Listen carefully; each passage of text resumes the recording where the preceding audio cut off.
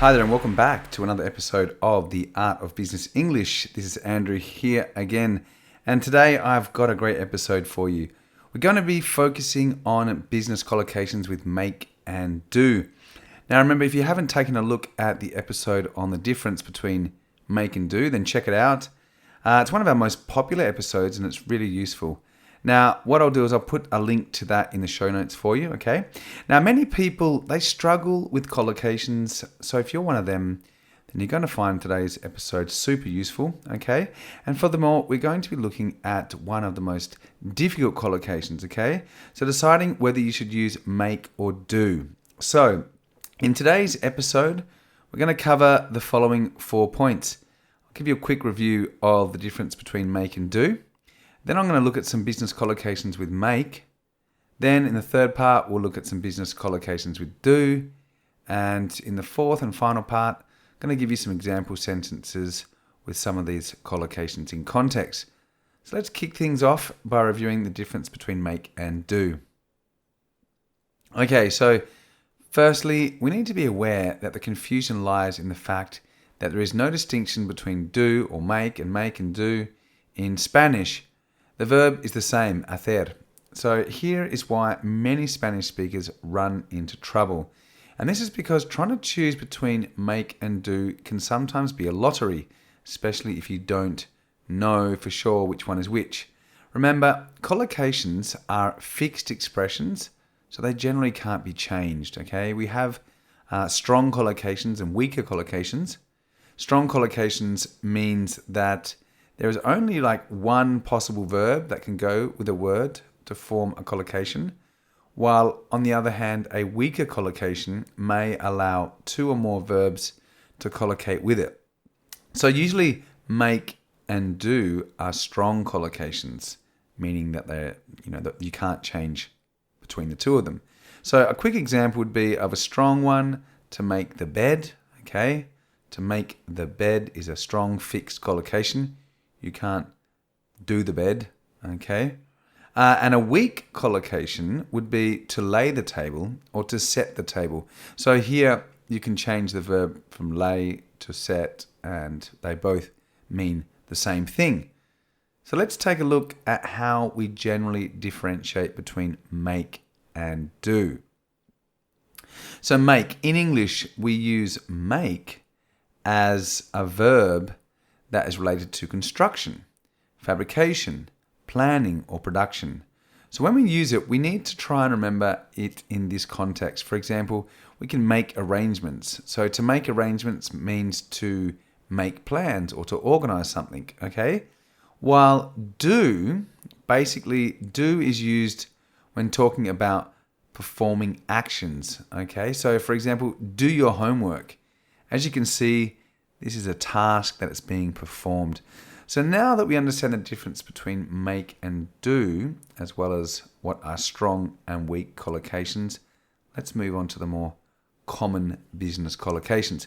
First, we will look at do. And what I've done is given you the collocation in English, and then I'll give you the translation in Spanish. So do accounts would be hacer las cuentas. Do a job well done is hacer un buen trabajo. Do business is hacer negocios. Do a crime is cometer un delito. Do a deal is hacer un trato. Do due diligence, hacer algo con la diligencia debida. If you do paperwork, it's hacer papeleo.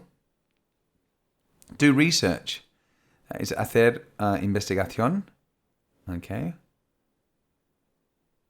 Do an experiment, un experimento. Do damage, hacer daño. Do good or do well or do bad, hacerlo bien or hacerlo mal, okay? Do right or do wrong, again, hacerlo bien or hacerlo mal. Do someone a favor, hacer un favor a alguien. Do your best, hacer lo mejor que puedas. Do your duty cumplir con tu deber o obligación. Do your part, hacer tu trabajo. Do your share, hacer tu parte. So, those are some business collocations with do, okay? So, let's move on and take a look at some collocations with make, okay? So, we can make a choice. Tomar una decisión o elegir. Make a complaint. Hacer o presentar una queja. Make a decision. Tomar una decisión. Make a demand. Exigir. Make a difference. Hacer la diferencia. Make a request. Hacer una petición. Make a profit. O hacer o sacar ganancias. Make a fortune. Hacerse millonario o forrarse. Make a living. Ganarse la vida o ganar un sueldo. Make ends meet. Llegar a fin de mes. Make the most or make the best of something. Sacar lo mejor de algo. Make a deal. Hacer un trato. Make a suggestion. Hacer una sugerencia. Make an offer. Hacer una oferta. And make an appointment. Pedir cita o pedir hora. Right, well, now that we have a list of common business collocations, let's take a look at them in context, okay? So here we're going to be putting these sentences into a meeting context, okay? Again, I will give you the sample sentence and then the translation so you understand more or less where we're going with the context, okay? So we'll start with do.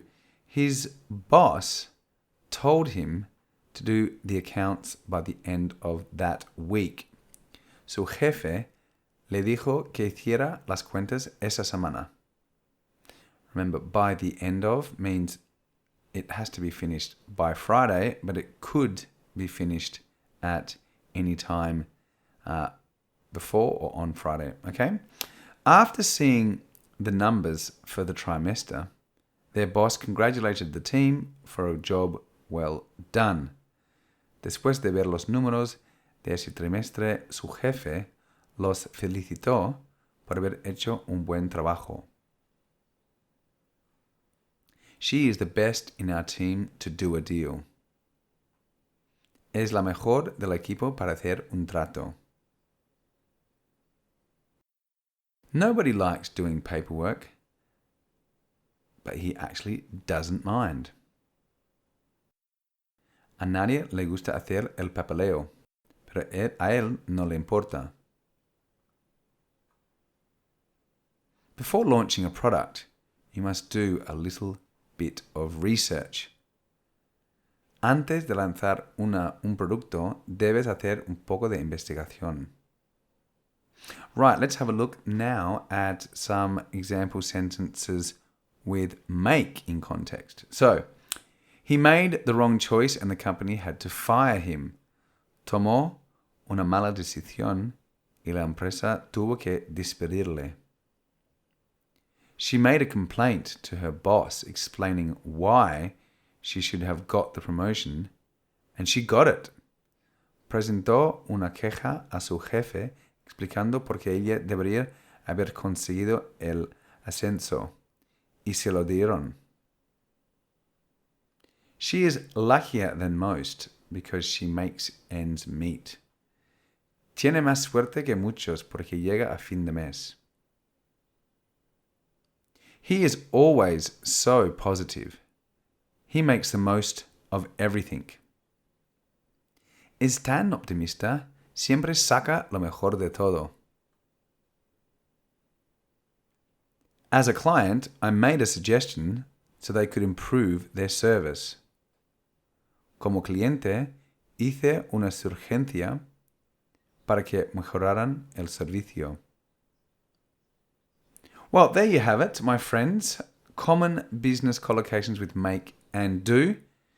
As I'm sure you will have heard before, especially if you've been listening to my podcast for a while, the best way to learn these is by choosing 2 or 3 of your favorites and start by consciously using them in your next interaction. Okay, so you can start by trying to pop them into your next business meeting in English, or you could write them in an email. Okay, so once you feel that you have internalized these expressions, come back and grab a couple more, okay, and you'll have them perfect in no time. Well, that's all we have time for today. I hope you've found this vocabulary interesting and, above all, useful. Now make sure you head over to the AOBE website, grab your free month of premium access to the platform, and there you'll have the transcript, the quizzes, weekly coaching. You can download all these expressions and start studying them. In the meantime, have a great week, and I look forward to seeing you all next week. Take care. Bye for now.